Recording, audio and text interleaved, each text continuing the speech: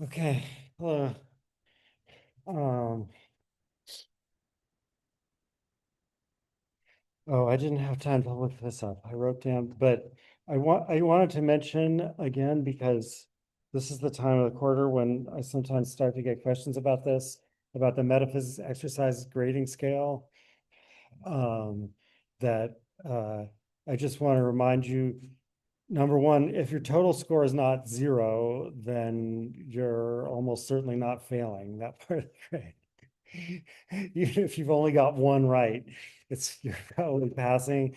Uh, but once again, it's like the way it will work out is that the median score will be, in the A minus or B plus area, right? So what I was gonna, what I meant to look up is what the current median score is, so I could tell you, but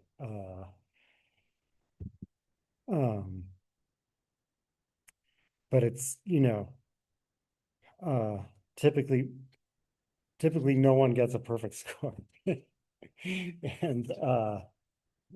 and that yeah.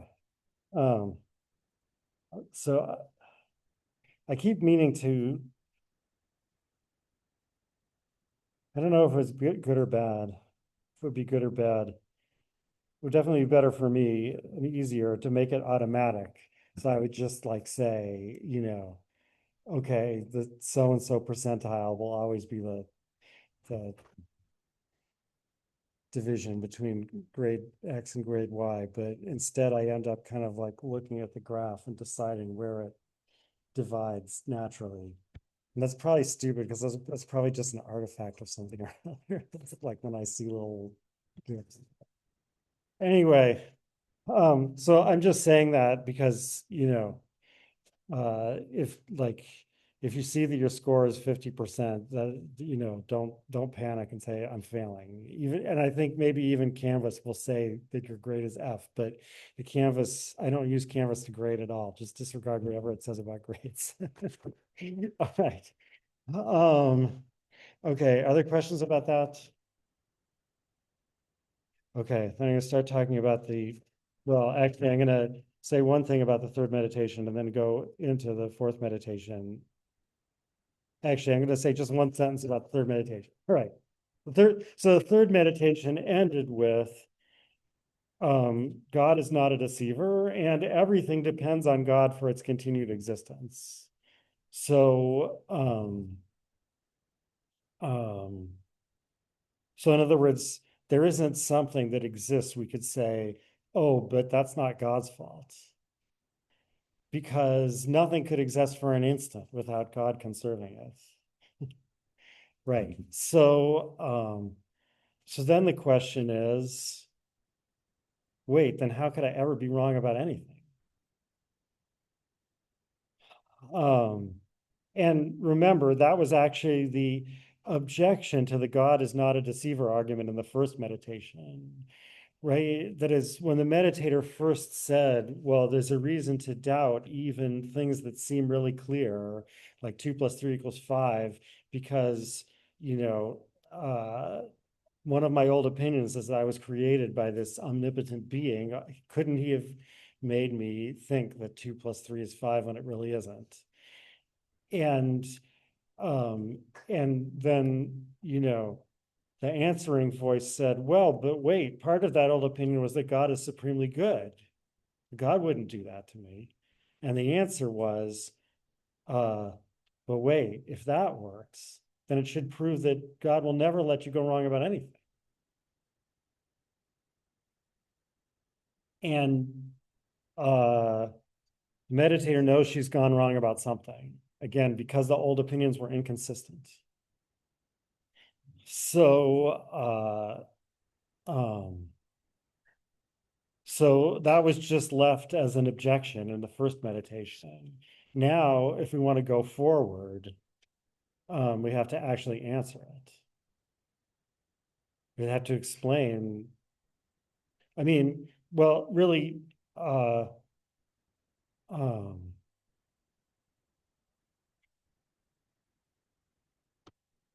for two reasons. But first of all, I mean, we have to eliminate that objection. That objection seems to call into question the conclusion of the third meditation.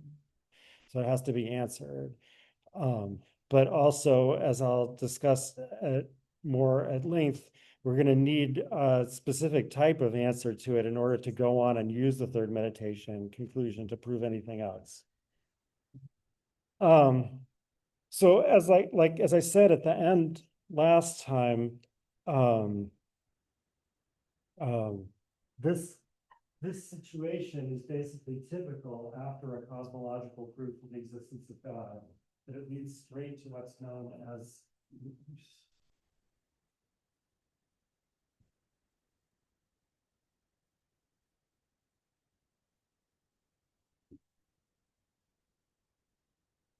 metaphysical problem of evil.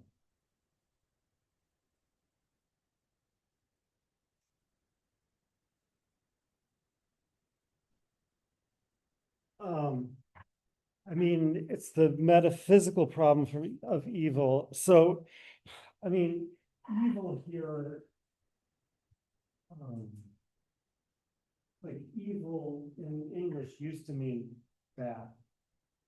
It didn't have to mean specifically morally bad, like wicked, right? So in this context, when we talk about the problem of evil, I mean, so there is a moral problem of evil, which is a special case of this problem, but it has different, and certainly different emotional weight, right? Like, why does God let people do terrible things? Right? Or, uh, but, uh, but more in a more abstract general form, the metaphysical problem of evil is just, why is anything wrong with the world? And, and, um, and wrong, at least when you add metaphysical, you mean wrong in the most minimal sense. That is, why is the world not infinitely perfect? That's the question, yeah. So, and in the meditator's case, the world so far is the meditator. And the only imperfection that we know about is, well, I mean, there's two kind of. One is lack of knowledge, but the other is mistakenness. That is, one is just not knowing the answer to some question. One is thinking you know when you don't. The difference between those two is going to be important. But so, like, those are those are the only examples we have to discuss today. But um, but it does arise in the exact same way that it arises in a much bigger metaphysical context, right? I mean, it's because, again, the third meditation proof was, I'm so imperfect that I couldn't have caused myself to exist. An infinitely perfect thing must have caused me to exist. And then you can turn right around and ask, wait, how can an infinitely perfect cause have an imperfect effect? Shouldn't it have a perfect effect?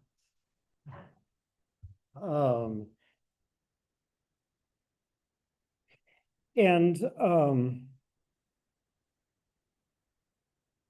Descartes' responses are more or less actually traditional responses to this problem, right? Like this is not the, this is, although they're adapted for this specific weird context we're in, they're more or less like traditional ways of responding. Um, uh,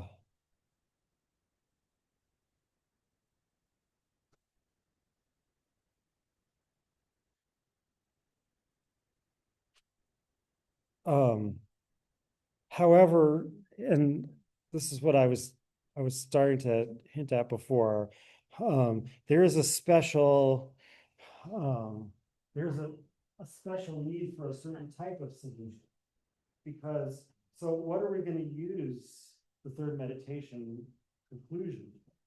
We're going to use it to like be certain of the conclusions of other arguments.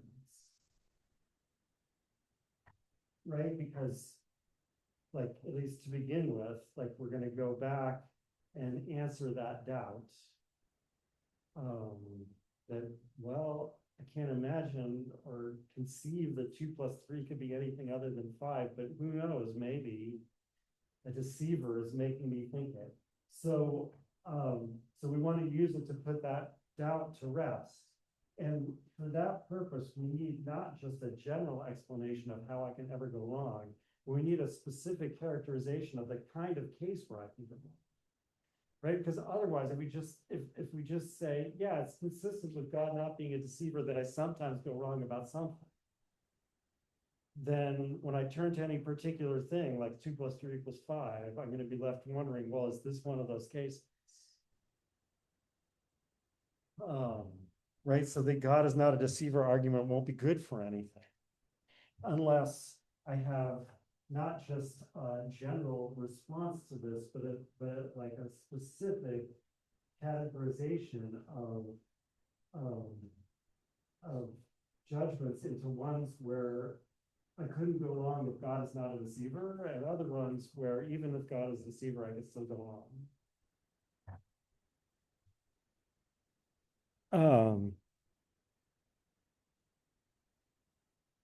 And I guess one more thing to say before I discuss the actual responses is that um,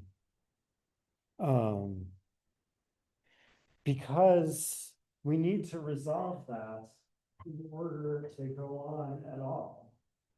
We're still in a situation where we can't use anything that goes beyond the cognitive argument,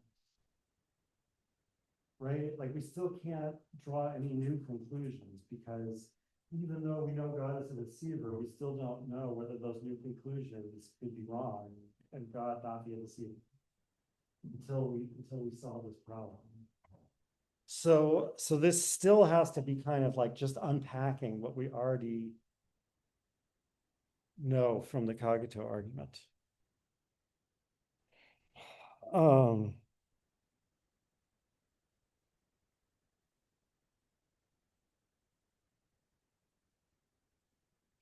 Okay, so the first response is that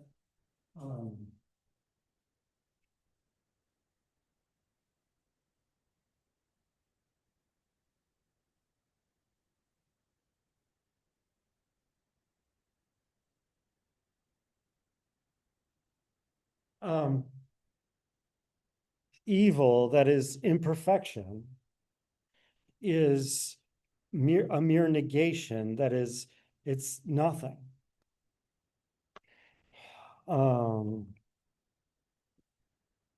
Right on page 100.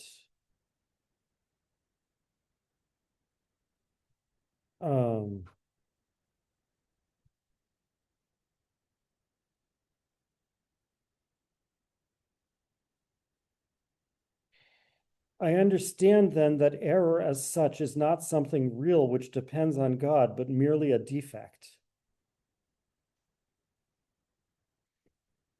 Right? So the idea is that imperfection in general, and as a subset of that, ignorance and error, right? As subset, but as instances of that or whatever, is something I don't have. So what God creates and conserves in existence at every instant are realities, things. But as for nothing, you don't need something to sustain, to conserve that. Right? That is, if you ask, how could God have caused this absence? Well, the answer is God didn't cause it, nothing caused it. It's nothing. So it's like, here I am, here's me, but here's something that I'm wrong about. So that's like, I'm missing something. This is the error. It's something that I would like to have, but I don't have. And so again, there's no question of um, of like what caused this nothing to exist. Now, I mean, you might still ask, well, why didn't God cause this thing to exist? But in the abstract, at least according to Descartes, that's not a good question because God couldn't have made me infinitely perfect, right? So maybe I should say answer zero, like even before this, is that the perfect cause can't have a perfect effect.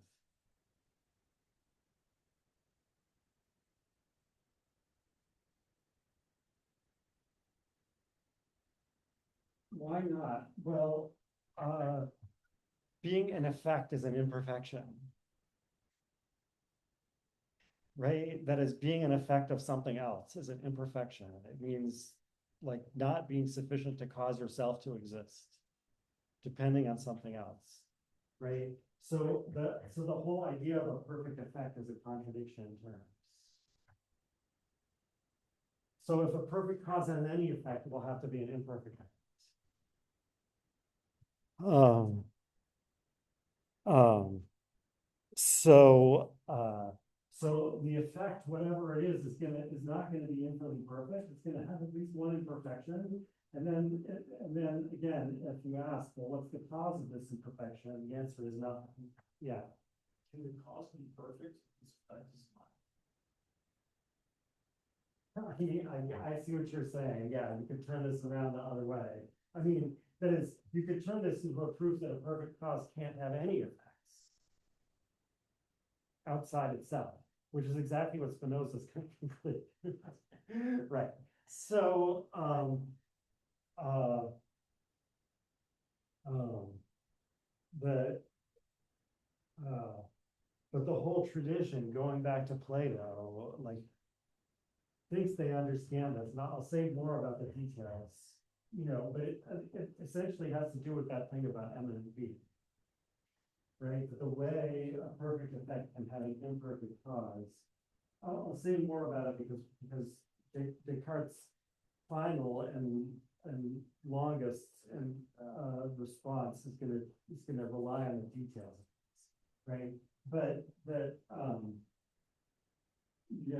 so the imperfect effect is not imperfect because it lacks some of the perfections that the perfect effect has. So this picture is a little bit misleading. And I think it's a little bit misleading according to Descartes. It's definitely like there's a passage in Kant where he says exactly what I'm about to say. So, it's not really that it lacks some of these perfections, because remember, part of the perfection of the perfect cause is that all its perfections are one. It's absolutely simple. So like there's no such thing as this cause and take away one of its perfections. You can't take them away. This is actually important when we get to ontological proof too. So, so how is the imperfect effect imperfect? Well, it, so to speak, repeats these same imperfections, but in a lower mode of being and a lower mode of unity. So they're dispersed.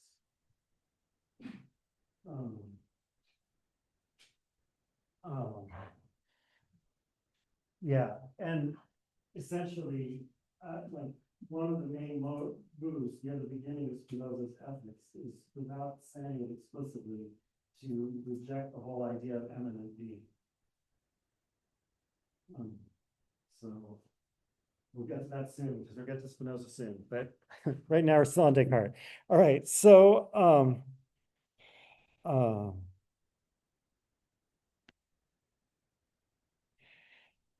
actually, I was about to say something else that's relevant to this.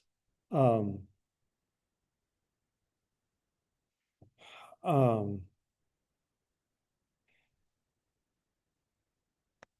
right, so that is when Descartes says on page 99,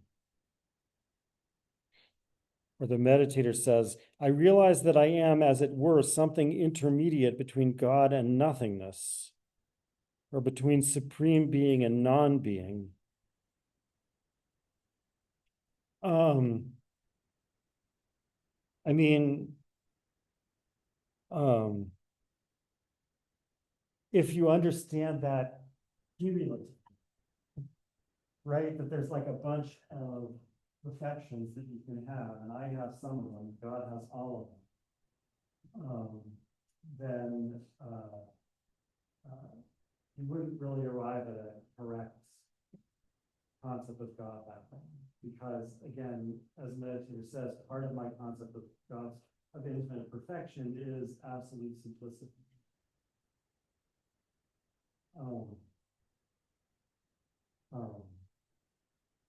And again, simplicity is supposed to be more perfect than dispersion, because simplicity means that you have all the perfections together and they're inseparable. So there isn't even a way of losing, right? So it's better.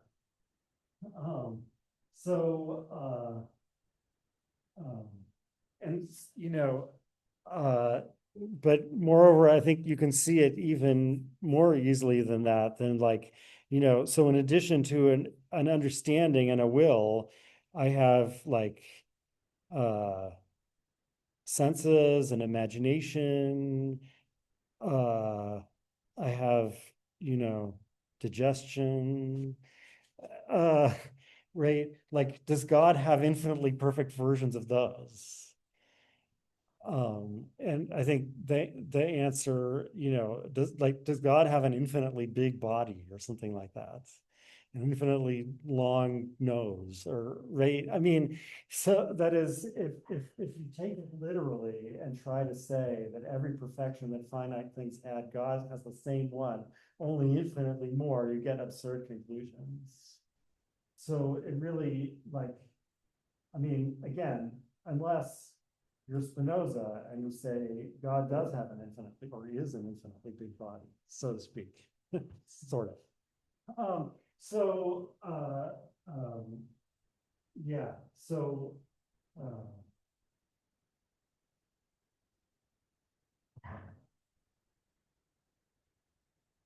I guess that's all just about exactly what this means. So, right, so God couldn't have made me infinitely perfect. But, and here's the problem. So like, it seems like that can explain, and the words that Descartes uses for this are negation and privation.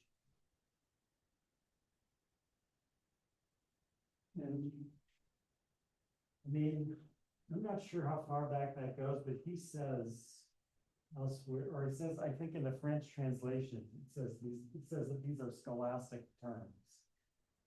So I guess these are late scholastic terms anyway. And so the difference is supposed to be a negation is just not having something like this. A privation is like having the opposite of what you should have, having something bad. Right? So the examples we have of this now are ignorance and error. And it seems like, okay, agreed, God couldn't have made me know everything. But God could have made me never go wrong about it. That is, because, again, because it seems that way, because again, it seems like privation is something you have, not just something you lack. Right? Like being in error about something, like thinking 2 + 3 = 4 is not the same as not knowing what 2 + 3 is. Not knowing the answer is just lacking with something, but thinking it's 4 is having something that you shouldn't. And that seems like, yeah, that has to be a thing that God would cause. So, I mean,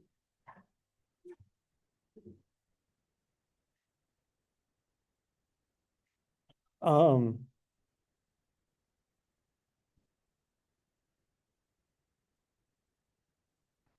So at this point, Descartes actually, the meditator actually rejects this answer because of that problem. He goes on to other answers. I think though, by the time we get to the fourth answer, we'll see how you can fix this one up, right? That is, in the end, it turns out that error relative to God is a simple pure negation. Um, uh, um, in other words, what Descartes maintains in the end is that privation and negation aren't really two different kinds of things. They're both nothing in themselves. And whether you regard it as a negation or privation is like relative to what you think of as its cause. Um, so if you look on page 104,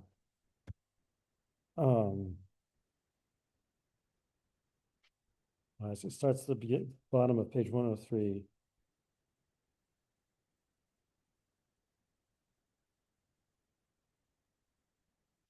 Finally, I must not complain that the forming of those acts of will or judgments in which I go wrong happens with God's concurrence, right? Concurrence is that conserving power that makes God, so to speak, an accomplice of every single thing that happens. So I must not complain that they happen with God's concurrence, for so far as these acts depend on God, they are wholly true and good. And my ability to perform them means that there is, in a sense, more perfection in me than would be the case if I lacked this ability. And then a little bit farther down, as for the privation involved, this does not in any way require the concurrence of God, since it is not a thing. Indeed, when it is referred to God as its cause, it should be called not a privation, but simply a negation. Right? So that's the resolution that I'm saying is coming up. Descartes is going to say, it's a privation relative to me as its cause. That is, to my will as its cause. But relative to God as its cause, it's a mere negation. Um, like a very similar thought is going to play an important role in Spinoza. Um, that, um, well, I guess, yeah, that certain ideas are clear and distinct relative to the divine intellect, but the very same idea in my intellect, and according to Spinoza, my intellect is just a mode of God's intellect. So we're talking about literally the same idea. The very same idea referred to my intellect as obscure and confused. All right. So something like this is going to play a role in basically in Spinoza's response to this problem. Okay, but meanwhile, so the meditator actually goes on to a different answer. So this is like we don't understand God's purpose.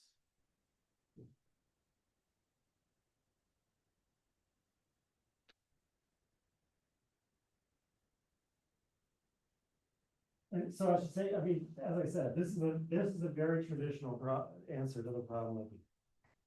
So is this, right? You know, you say like, how could God have created the world with this problem that seems to be a positive problem, not just a negation? And the answer is, well, who knows? God's purposes are too deep for us to understand. And um, um, on the one hand, this is kind of a pious thing to say, right? It's like, don't question God. We don't understand God's purposes.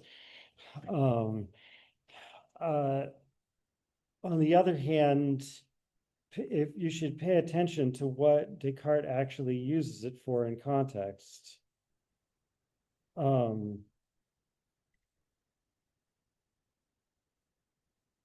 This again on page 100.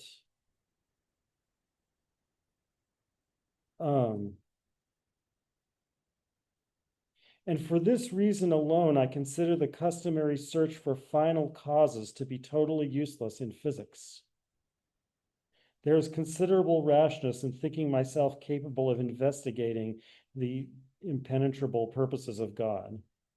Those brackets, if I recall correctly, mean that they supplied that word from the French. I don't know. Anyway, is there a considerable rashness in thinking myself capable of investigating the purposes of God, right? So a final cause, read Aristotle. So Aristotle has four kinds of causes, or four senses of the word cause.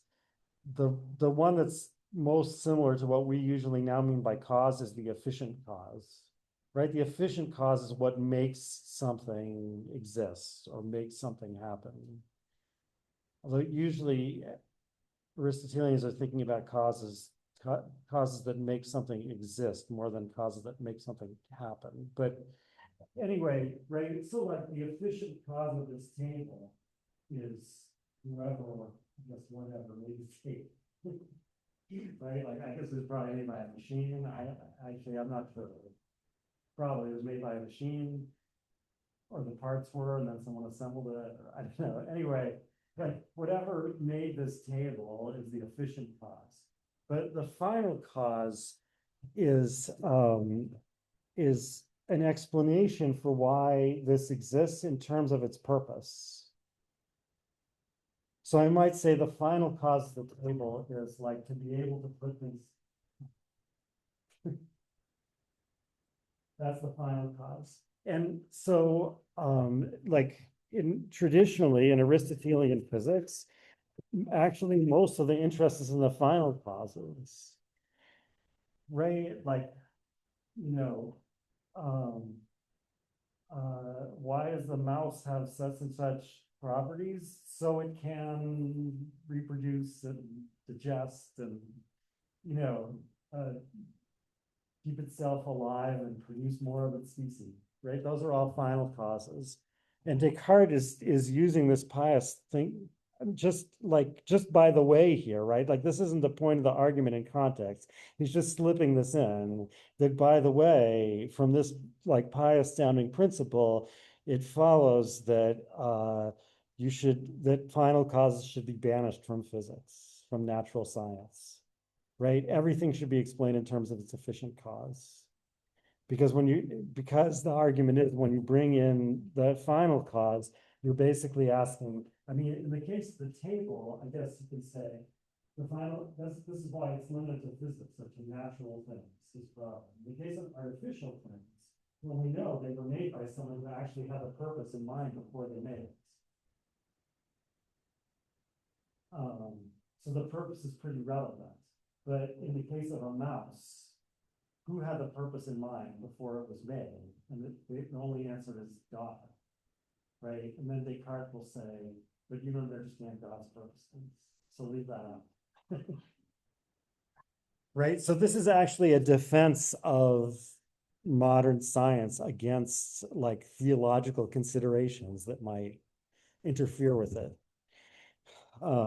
Okay, I mean, so that's, as I said, something that Descartes is slipping in here, but the purpose of it in context is because obviously this isn't going to get us, this is the very opposite of what we need to get a classification of things into cases where I could go wrong and cases where I couldn't. This is saying we don't know at all, right? But the reason it comes in here in context is that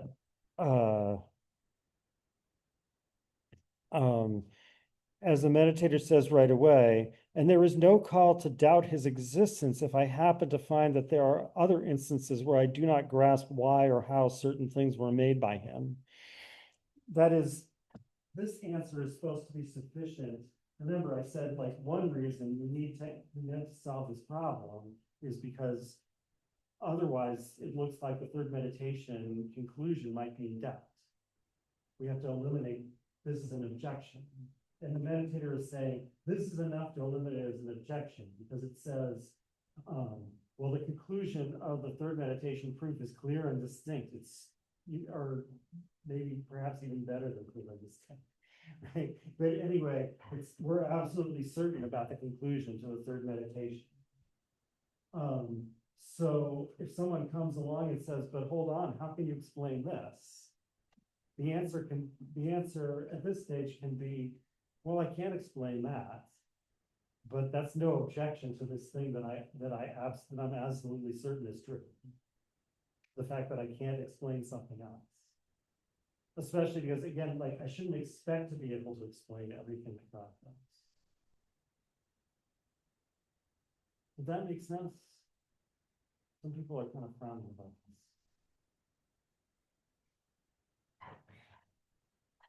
this. It's arguments in philosophy are complicated, right? They're more complicated than normal arguments. And it's like this kind of weird, like, this is supposed to show that that of the two things that seem to contradict each other, one of them is much more secure than the other.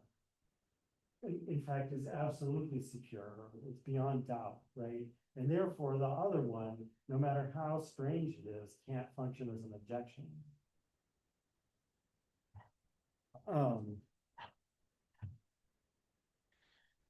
Okay, then the third thing he says is consider the whole. Right, and this is also a very traditional response, right? Where you say, when we focus on just this one little part of the world, it seems imperfect. We could have made it better.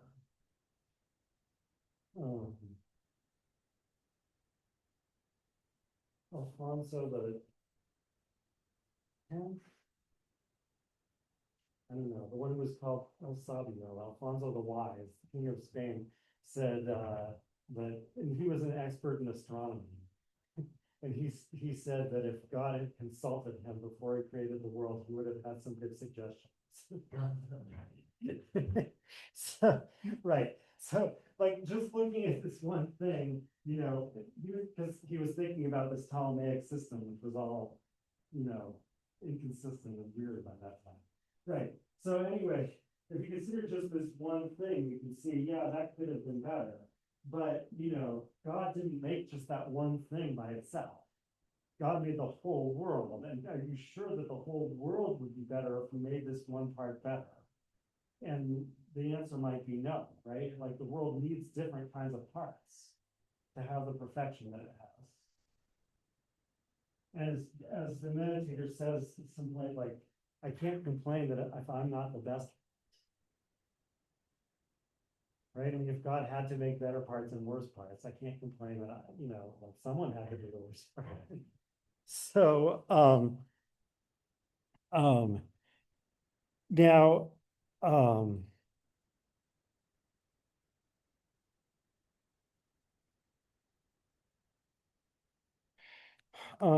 now at this stage, this is kind of the way Descartes and the way the meditator can bring it in here, though. This is kind of, it's similar to this one. It's a kind of who knows answer, right? Because in fact, the meditator hasn't shown yet that there is anything else in the book. So as far as she knows, she is the whole. Right? So it's just like, if you look at the way it's phrased here, it is true that since my decision to doubt everything, it is so far only myself and God whose existence I have been able to know with certainty. But after considering the immense power of God, I cannot deny that many other things have been made by him, or at least could have been made, and hence that I may have a place in the universal scheme of things. Right? So it's saying, like, there might be some other things that are more perfect because and the whole is more perfect because I'm imperfect. So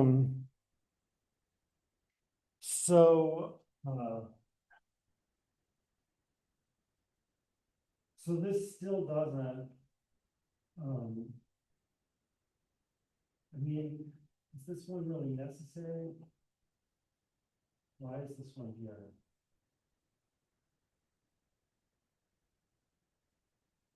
Can we just skip it?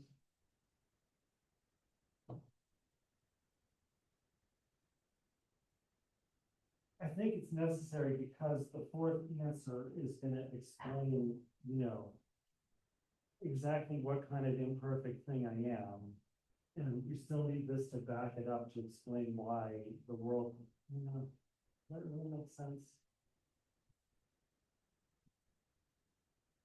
I mean, I guess, yeah, put it this way, like when we talk about negation and privation, the meditator says, like, couldn't God at least have made me good in my kind? Right? Meaning, like, okay, I'm not an infinitely perfect being, but I'm a certain type of finite being. Couldn't I have been the best of that? So a human being, and as she mentions, there's numerous ways God could have accomplished this, right? Like without giving me like perfect ability to never go wrong, he could have just made the things that I would go wrong about never occur to me. Right? So all the questions that I would be tempted to give the wrong answer to, I would just never think of, and then I would never go on. So right, so again, like this is kind of an answer to that, right? Like the world as a whole wouldn't be as perfect if it only contained one type of human being who never went wrong about anything. It's somehow the mixture of human beings who go wrong and ones who don't is necessary. And similarly, the mixture between inanimate things and human beings and whatever. Okay, so the fourth one though is the one that continues. I mean, really, in a sense, the fourth answer stretches over all three of the last three meditations. I mean, it begins in the most general sense in the fourth meditation, like what kind of error is possible to a being like me in general, and why? Why is that consistent with divine goodness? And then in the fifth meditation, it zeroes on and okay, in what cases can I go wrong about these things like the truth of mathematics? Although I don't understand that answer as well, but I'll try to say something about it. And then finally, in the sixth meditation, it tries to explain to what extent the senses can be relied on and for what. But the answers, again, I'm less sure about the fifth meditation, but basically it's the same strategy throughout. And the answer is that there are two perfections that I have or that somehow attach to me. And one of them is indivisible and the other is divisible. Right? So, like,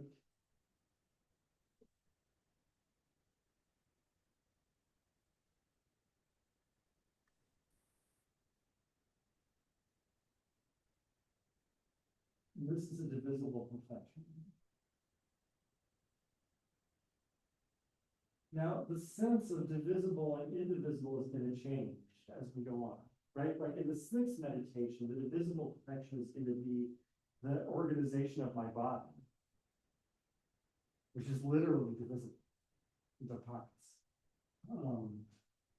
But here it's a more abstract kind of divisibility, but it's the same strategy, namely that, so I can't have only part of the indivisible perfection, because it's indivisible. So I either have it or I don't. But as for the divisible perfection, and since I'm an imperfect being, I should at least expect to have only part of it. Maybe it's even necessary to only have part of it. Like, I think questions like, can there be a being that's perfect in only one respect and not the others?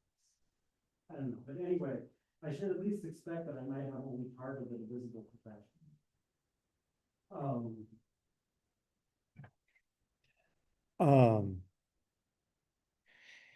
And this mismatch means that the best arrangement for having these two together can't come out right in every case. Like, just very abstractly, it's like, there has to be some way that the parts of the divisible perfection that I have relate to the indivisible perfection. But then since the indivisible perfection is indivisible, it's going to relate the same way to everything, including the parts that I don't. And what's good, and in fact best for me in this is going to turn out to be at least potentially misleading in this. And so you can see why I say that this is a version of the old like Neoplatonic strategy for dealing with the problem of evil. Right? It's saying that it's, you know, the problem of evil is about the inability of the dispersed to fully receive the perfection of the simple.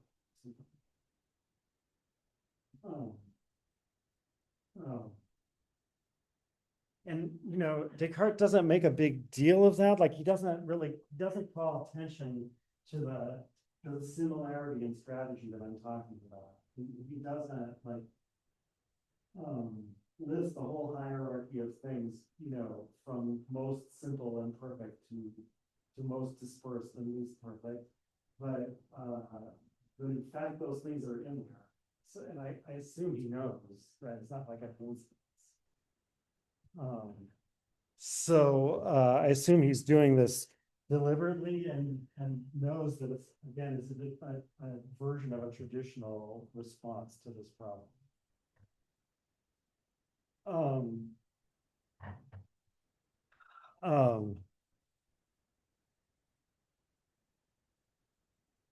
So in the fourth meditation, these two perfections of the will and you've seen. This is the will, and this is the intellect of understanding.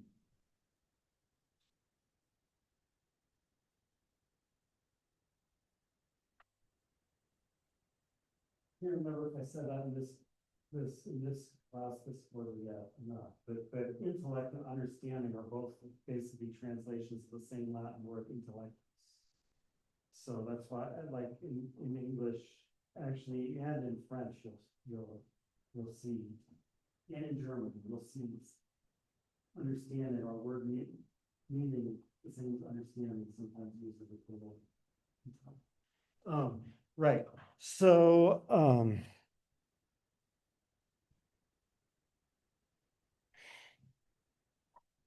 mean, this also means that Descartes' solution relies on something about the freedom of the will. Now, I mean, that's also traditional, that some solutions to the problem of evil will bring in the freedom of the will somehow. Right, especially when we talk about moral evil.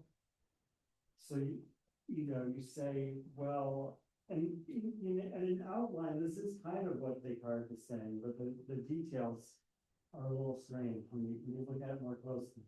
But you say something like, well, God could have created me without free will, but then I would have been less perfect. Right? Free will itself is a perfection. And I mean, here, like what Descartes is focusing on again is that it's indivisible. So God couldn't have given me free will only in some cases and not in others. So, but anyway, so having free will itself is a perfection, but having free will, of course, implies the capability of making a wrong decision.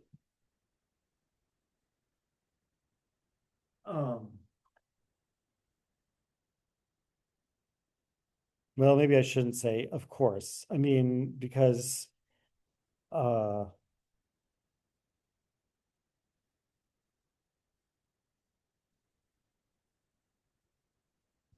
I'll say something about what Descartes means by free will in a second. But before I get to that, so right, so the discrepancy here is between the will, which and like what does the will do? What does the meditator know that the will does? Well, I mean, she doesn't know that there are external actions, like corporeal actions, but she doesn't know if they're in bodies. What does she know that she's able to do? And the answer is to judge. Where judge means So this is a distinction between idea and judgment, or concept and judgment, or concept and proposition. It comes up in almost every class. And I know from experience that it's a little hard to follow. In some ways, Descartes' particular version of it is a little easier to understand than most people's. I mean, Descartes thinks of it this way: an idea is like an image of a thing. Right? So that the idea of Bucephalus represents Bucephalus. The idea by itself is neither true nor false.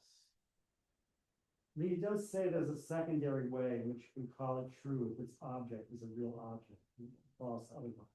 But in the primary sense of true or false, the idea itself doesn't assert it, just represents Bucephalus. So to get something that could be true or false, Descartes says, I have to add something to that idea. I have to add my affirmation or negation. Right? So like the paradigmatic type of judgment, according to the way Descartes thinks about it, is something like Bucephalus exists. Yes, Bucephalus. Or Bucephalus doesn't exist. Or like, no, Bucephalus. So you have the idea of Bucephalus. Here's the idea. And then you add on either an affirmation, which says yes, or a negation that says no, or whatever this idea represents. And then now you can be wrong. Right? Because if you add that affirmation to the idea, but there is no Bucephalus, then you've made a mistake. And Descartes thinks of this as a function of the will. That is the exact same faculty that, like, forgetting about all the doubts for a second, that like when I decide whether to walk or stand still, or whether to speak or remain silent, or, right? Like that exact same faculty is the one I use to decide whether to affirm this idea or negate this idea or neither. That's important, right? Like, according to Descartes, I'm able to decide to neither affirm nor deny the idea. That's called suspending judgment. Okay, so, right, so going back to this picture, so the intellect is finite. That is, there's a limit to what I'm able to clearly and distinctly perceive. Yeah. Before the negation or the affirmation of Bucephalus, does Bucephalus have potential reality in that idea? Or not in the idea, sorry. Bucephalus, just Bucephalus. Well, Bucephalus, just Bucephalus isn't directly the, like, Bucephalus is here somewhere and would exist even if my idea didn't. Sure, but once you have the idea, wouldn't the fact that it has an objective reality to it just force it to be an affirmation? Like, what if rather than Bucephalus, you call it like, I don't know, a chimera? Sorry. You have a chimera. Would that, once you have the idea, if it actually is relating to something that has objective reality because of it, how can you negate it? How can you say no to it? Well, negating it means denying that it has form. Yeah. Okay. I mean, it's, it's complicated because the same thing is supposed to apply to something like 2 + 3 = 5, where it's not, where it's not clear that, I mean, and Descartes talks about these the same way, right? Like, as if the question was whether 2 + 3 = 5 exists, which is weird. Did you have a question or? No.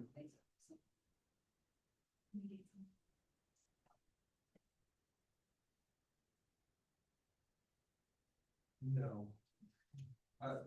Yeah, it was like, how do you prove something isn't there? You can't do that. You can only be so certain. I'm saying if the idea refers to something with a form of reality, with a real form of reality, then how do you even go about saying no or negating, however you want to say it, to that idea? The idea already draws from something that you know exists. Is there like I'm asking if there's kind of like an ontological limbo prior to the affirmation in which the thing is like undecided, why it may possibly have this potential value. Well, I think, okay, if I understand what you're getting at, it's something like this, like the idea represents its object as existing. Yeah.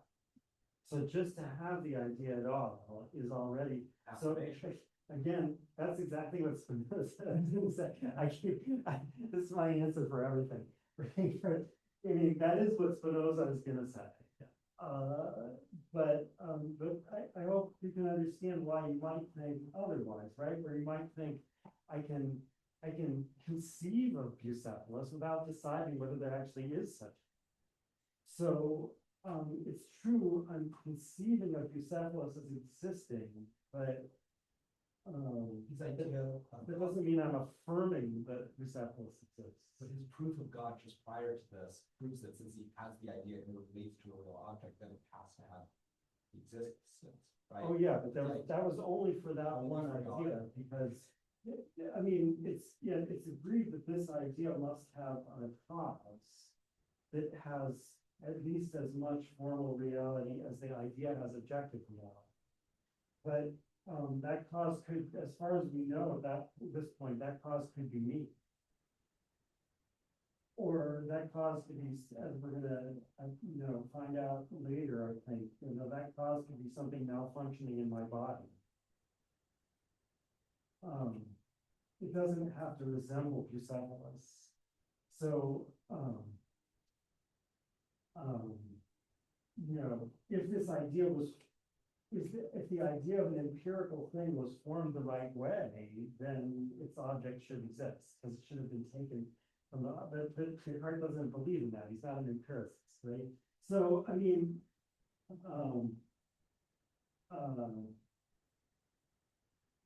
the idea of the infinite, the idea of God is special because infinite things all resemble each other.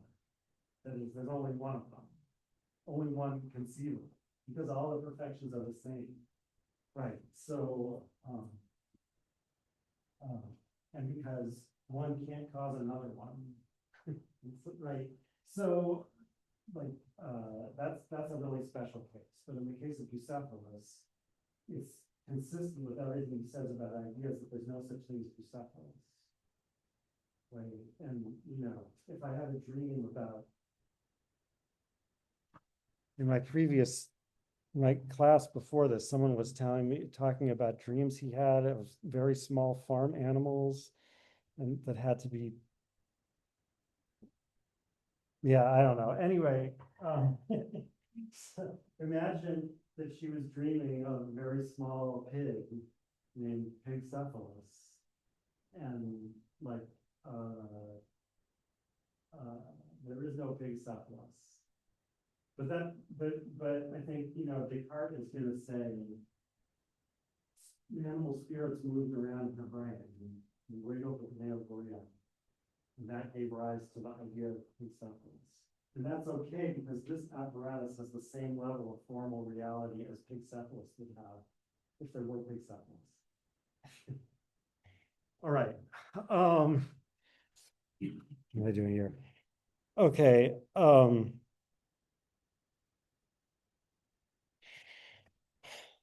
So, and notice that this discrepancy here, I mean, I guess I only mentioned part of the discrepancy, right? Not that is that the intellect is finite, because I don't have clear and distinct ideas of everything. But the will, which is responsible for judgment, is indivisible. So, therefore, if I can affirm or deny these, I can also affirm or deny these. And the overall solution is going to be that when I affirm or deny these, I'm always right. But when I affirm or deny these, I'm right only by accident. But I didn't act correctly, even if I happen to have reached the right conclusion. because I didn't have a clear and distinct idea of what I was affirming. Right, so,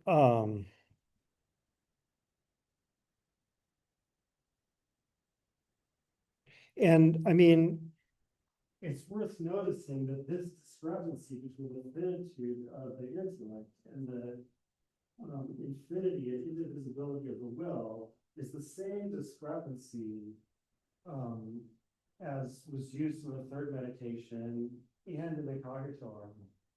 That is the fact that there are things that I don't know, but I want to know. So their ideas are objects of my will, but not of my intellect or something like that. Right, so I think that's why this answer is supposed to still just be working with the cognitive. Right, like this situation is the situation of a doubting being. Or I think you could even say the formal being that all my ideas have in common. Right, remember, regarded as modes of my mind, they all have the same type of formal reality. It's with respect to their objects that they're different from each other. So, what is that mode of formal reality? Well, if you stop just calling this a mind, and think of this as a doubting thing. Like, what are the modes of a doubting thing? Well, they're things that I could affirm or deny. So in other words, this relationship to my will is actually like the one thing I know about the modes of the thinking thing, that they stand in this kind of relationship to my will. Just from the cognitive argument.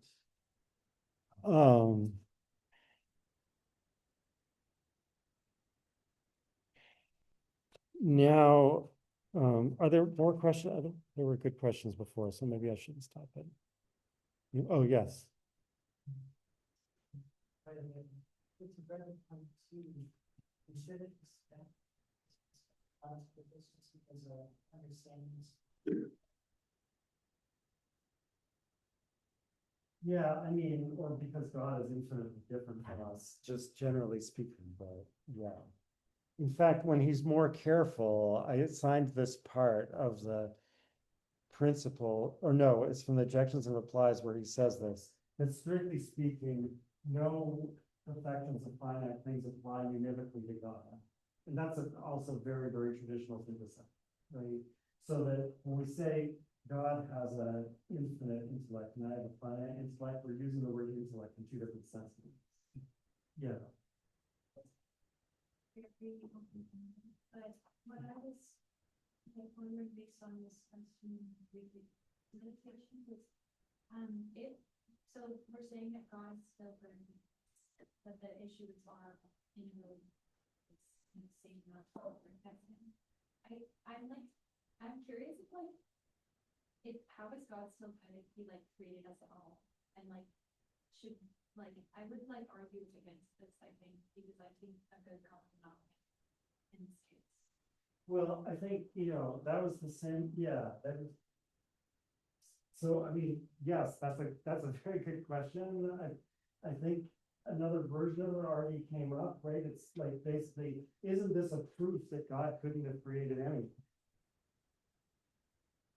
And well, no, I mean, because you're saying that if God is good, how can so God couldn't have created a perfect effect, because that's a contradiction in terms.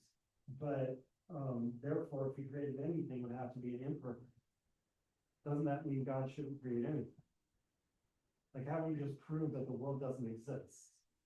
Why does his creation have to be an effect? Could something just be, I don't know. That's why I said open-ended, but now I'm just yeah, I guess, I mean. I'm sorry. Can effects be anything I assume a something that can't exist without something else, but like, so let's say like I like make a painting. Is that like an effective me, but that painting can still exist, I need to like be next to that painting, not like made it. Yeah, so that, again, remember, that's like why Thomas Aquinas, and the meditator mentions the same thing when talking about her parents. Even if everything I ever believed about my parents was true, blah, blah, blah. That, that's why Thomas Aquinas says, even in the case where a mouse produces a mouse, the mouse is only a cause of becoming, is the terminology. The mouse is a cause of becoming of the new mouse, but its cause of being, I mean, the cause of being of everything is God, at a higher level, but in terms of the sublunar world, the cause of being of all living things is the sun. Right, and yeah, that's why when the mouse's parents die, the mouse doesn't die, but if the sun were to go out, it would die. So it's, yeah, I mean, but of course, as I said to start out with, this problem is so acute because God is the cause of being in the strongest possible sense. The meditator is just screwed, right? If nothing can exist for an instant, right? So, and yet, I mean, that makes this even more clear, right? That's a major kind of imperfection that can't exist even for an instant without, yeah. So, but I mean, it's true that, and I don't know if Descartes has an answer to this. I think Leibniz, coming after Spinoza, at least thinks he has an answer to this. But it's true that this might seem to lead to the conclusion that there is no world. And then you might say, well, that's absurd. Look, there's the world. But Spinoza has a way of explaining that. Right. So, and that's why actually Hegel famously said, so Spinoza was widely regarded as an atheist. I'm going to talk about this a lot because we'll see that one of the first things he proves in the ethics is that God exists. But Spinoza was widely regarded as an atheist, and Hegel said that was very unfair. He wasn't an atheist, he was a cosmist. He only believes in God. He doesn't believe in the world. Right. So, but anyway, I mean, I think from Descartes' point of view, that conclusion would be absurd, but of course he still does need an answer to it. I mean, it could be the same question of like, haven't you proved too much? Haven't you proved that there is no world? So, yeah, like I said, I'm not sure if he has an answer to that. Or if anyone asked him that in the objections and replies. It's a good question. Anyway, so I was gonna say something about, but I was gonna say something about freedom of the will in general and what Descartes means by it. And it's relevant not only to Descartes, but to a lot of philosophical discussions of freedom of the will. So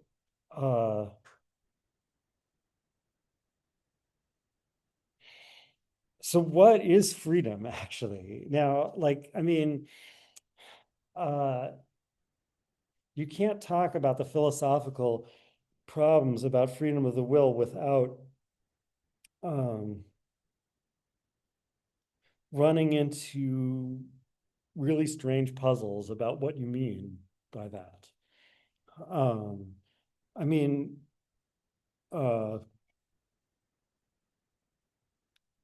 in like the ordinary sense of freedom, we, like of not being under restraint, we understand pretty well what that means and what the different types of it, right, are, like there's, I'm really not free if I'm literally in chains and I can't move.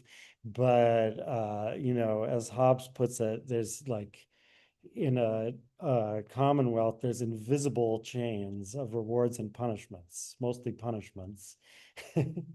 That although I'm not physically prevented from doing something, I'm prevented from doing it because I'm afraid I'll get punished. Right. So is that, so that's free from one point of view and unfree from some other point of view. Um, but um, but when you say you want the will to be free, um, meaning, well, what? Like I I should nothing should force me to will one thing rather than another. Um, including my own past state. Right? Because if it's, because if I say, although, I mean, there are plenty of people, for example, Locke, who say that this is what freedom of the will means, and you shouldn't ask for any more than this. Right? If I say, yeah, my will is free because, or at least I'm free because to a large extent, what I decide is to do is what I'll do. That's, that's freedom, and it says it's nonsense to ask for more than that. Like to try to decide what I'm going to decide. But I mean, you can see why people think that's not sufficient, right? So, like, if at this time in the past, it was already determined by my own past state what I'm going to decide at this time in the future. And my decision at this time wasn't really free, it was predetermined, and especially since I haven't always existed. Right, so this past state was originally caused by something else, the state of something else. Right, and even at this time when I didn't even exist yet, it was already determined what decision I made. So it seems like I want my decision to be unforced by anything, including myself. But then, of course, if my decision is not caused by myself, what makes it my decision? Right? It's just like randomness. That's not what we want. When I said I wanted my will to be free, I didn't mean I wanted to move like spastically and, like do random things. I meant I wanted to be able to carry out my purposes. That means it has to be related to my own past state, right? So like the whole idea of freedom of the will is difficult. And so like the way Descartes approaches this is that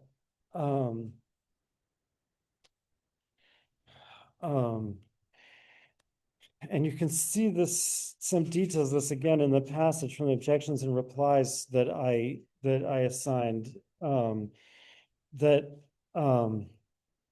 he says freedom really isn't about that I could go either way.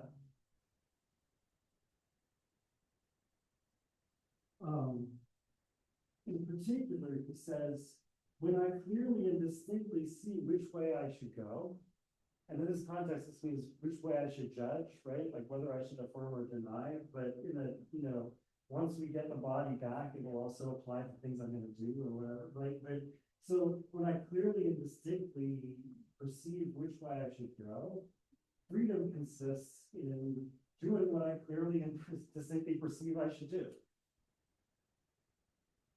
That's being most free. Right? Like it's, I mean, because it's acting based on what I understand. So it's like your will being determined by reason is the highest form of freedom. Now, I mean, Descartes could stop there and say, that's all I mean by freedom, but that wouldn't be so good for this strategy. Because remember, he wants to say that even in these cases where I don't clearly and distinctly perceive, I'm still free to affirm or deny in those cases too. So Descartes ends up with a kind of hybrid between the two. Well, actually, I thought this was an objection to the replies, but it's right here in the fourth meditation on page 102. For in order to be free, there is no need for me to be capable of moving both ways. On the contrary, the more I incline in one direction, either because I clearly understand that reasons of truth and goodness point that way, or because of a divinely produced disposition of my inmost thoughts. So he's trying to allow also for the case of grace and whatever. I'm not sure what to say about that part. But anyway, the freer is my choice. Neither divine grace nor natural knowledge ever diminishes freedom. On the contrary, they increase and strengthen it. But the indifference I feel when there is no reason pushing me in one direction rather than another is the lowest grade of freedom. It is evidence not of any perfection of freedom, but rather of a defect in knowledge or a kind of negation. Right? So this is part of the details of how this works. He's saying the will is one faculty, the ability to affirm or deny any idea. In the cases where I have a clear and distinct perception,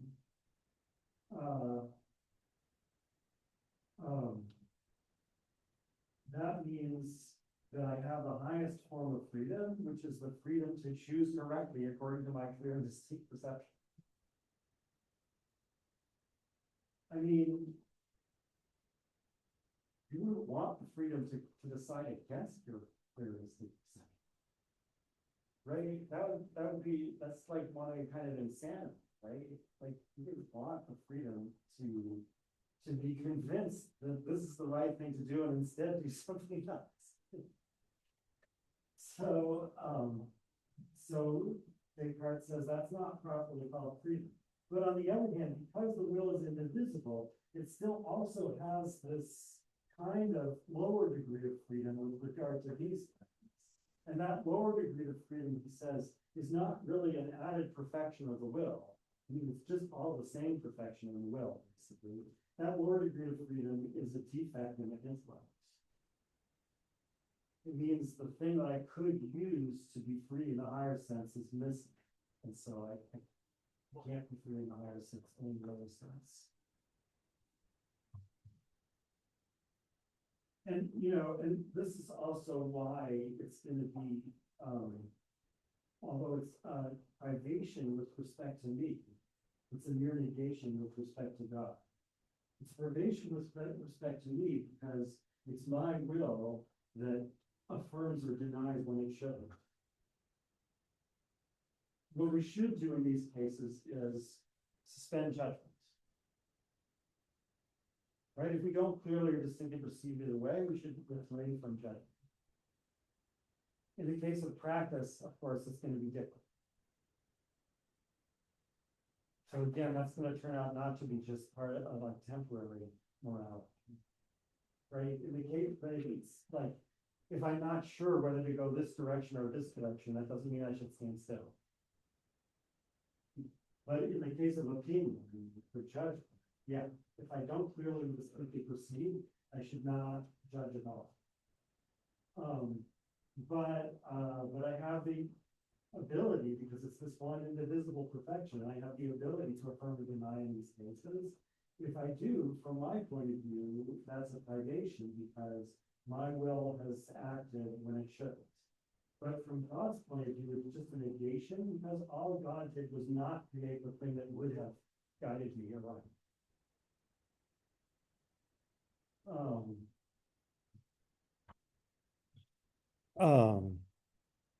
So the error or possibly also the sin, right, a practical error is, I mean, as I think I mentioned, Descartes says in the introduction that he doesn't need to talk about that. That there was like a theologian suggested to him that he should put in that disclaimer. So I don't know what he really thinks about the explanation of the practical case. But in the theoretical case, in any case, he thinks the error is my fault. Even though it's true, I couldn't make this error or do anything else without God constantly conserving. Nevertheless, what God conserves here is just my perfections. But the error is not conserved by God, or at least the cause of it is not, because the cause of it is an absence.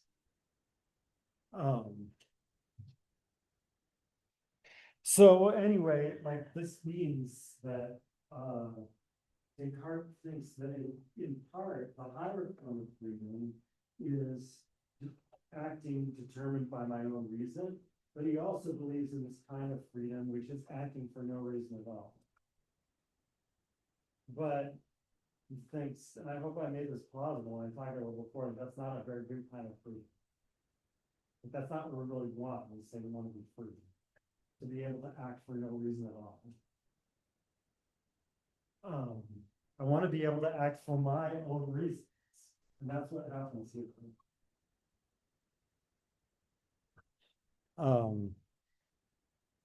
Does this eliminate the worry about determinism? Well, Descartes thinks yes. Spinoza's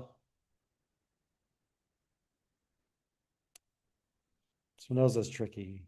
Leibniz thinks yes, subject to whatever changes Leibniz makes, but Kant thinks no. Right? Kant thinks the problem isn't about determinism isn't solved yet. We need to say something.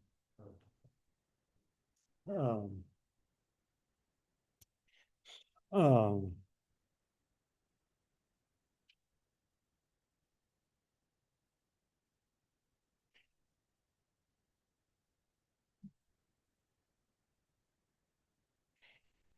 okay.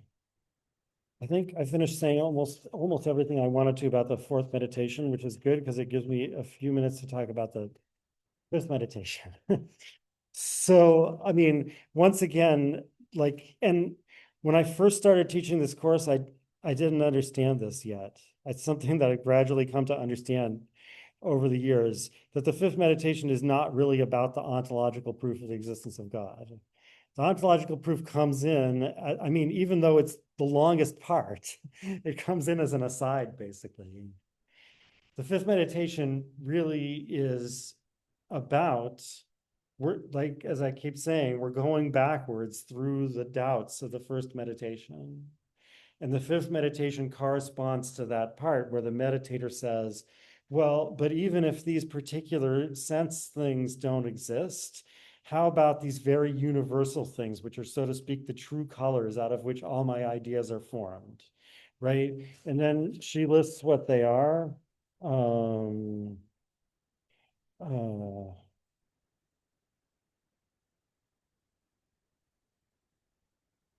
This class appears to include corporeal nature in general and its extension, the shape of extended things, the quantity or size and number of these things, the place in which they may exist, the time through which they may endure, and so on.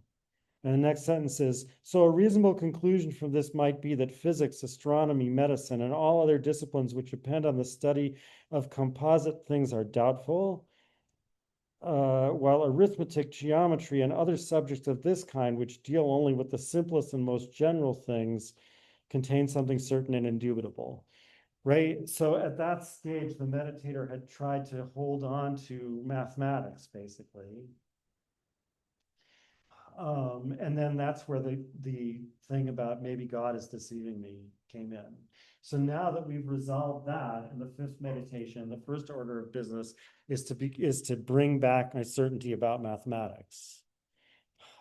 And the discussion is pretty simple, right? Is, I clearly and distinctly perceive such propositions to be true, at least as long as I'm really paying attention to them. I do. And so they're definitely in this range here. And so this is a case where, given the explanation I've just gone through about how I can go wrong, this is a case where I understand that if God is not in C, I can't go on. So now I can be sure again that 2 + 3 = 5, that a square has 4 sides, etc., all of that stuff. Now, if you ask why, nevertheless, we sometimes go wrong about these things, I mean, it has something to do with like distraction.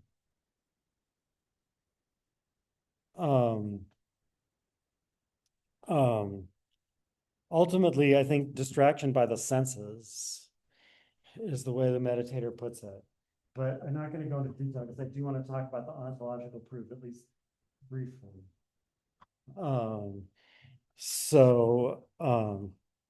Right. So the ontological proof, as I mentioned before, it was a version of it was invented by Saint Anselm of Canterbury, who well, he died in 1109, the 10th, 11th, 12th century.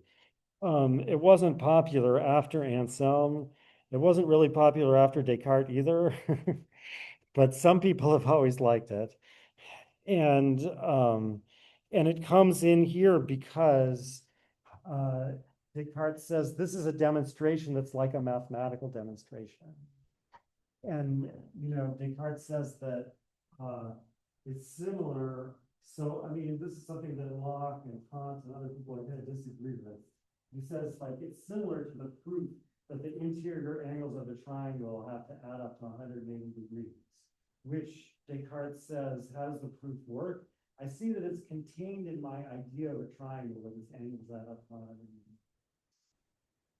I didn't notice that at first, but now that I look into it, so, I mean, this is part of a whole idea that a lot of people have that Euclid's proofs can all be derived from his definition, which is not what we would think now. But anyway, that is, so it's because I clearly and distinctly perceive the idea of a triangle, or of a kilogon for that matter, that I can prove things about them and be certain I'm right. And then Descartes says, but look, what about the idea that I have an infinitely perfect being?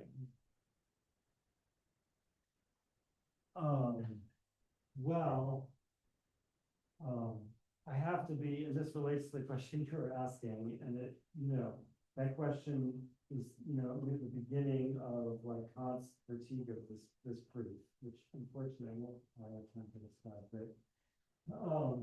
but I have to, that idea has to either represent it as existing or as not existing, or as neither, right? But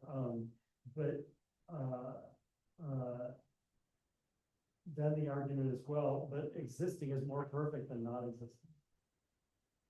So if I have the idea of an infinitely perfect thing, its existence is included in my idea of it. So it's contradictory to think God doesn't exist.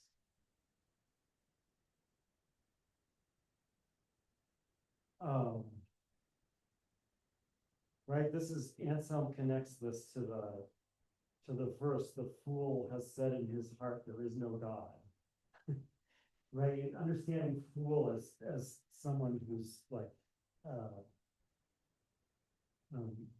not just not smart, but like insane, right? Like, because what they're believing is really a contradiction. Yeah, so that's the ontological proof in a nutshell. You can see why it hasn't been popular. It seems like that couldn't possibly work.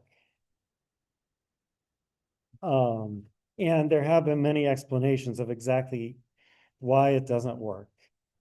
You first have to explain why it only applies to the idea of the infinitely perfect being, right? Like, what about the idea of the infinitely perfect pizza? Doesn't that include existence? Because a pizza that is, so it's not infinitely perfect in all respects, but it's the best possible pizza. Doesn't it have to exist? Because an existing pizza is better, right? So, I mean, Descartes doesn't really address that. It seems like the answer is, um, that if the idea of something includes existence, that means it's self-caused. Right? It doesn't depend on something else for its existence, because it's part of its own essence to exist. And if it's self-caused, then you can go back to those arguments in the third meditation that basically show that a self-caused being, like, nothing could stop it from giving itself all the other perfections too. So it wouldn't stop it being an infinitely perfect pizza, but will become infinitely perfect in every respect. And of course, always would have been.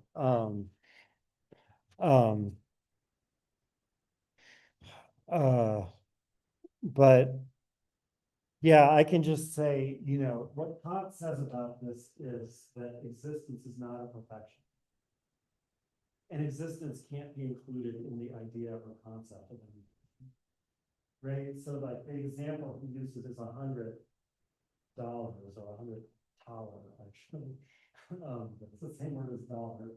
There's, 100 real dollars is not 1 cent more than 100 possible dollars.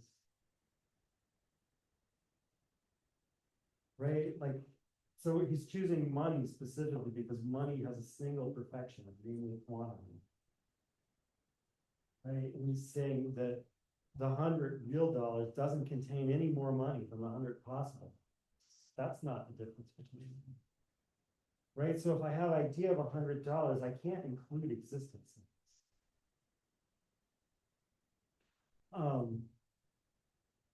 To which Hegel's response is, we all understand the difference between 100 real dollars and 100 possible dollars, but there is still more difference between the idea of a finite thing and the idea of the absolutes. So Hegel thinks, he has a response to that argument. If you didn't understand that, it's okay, but I had to say it in 2 minutes. All right, I will see you next week. Bye.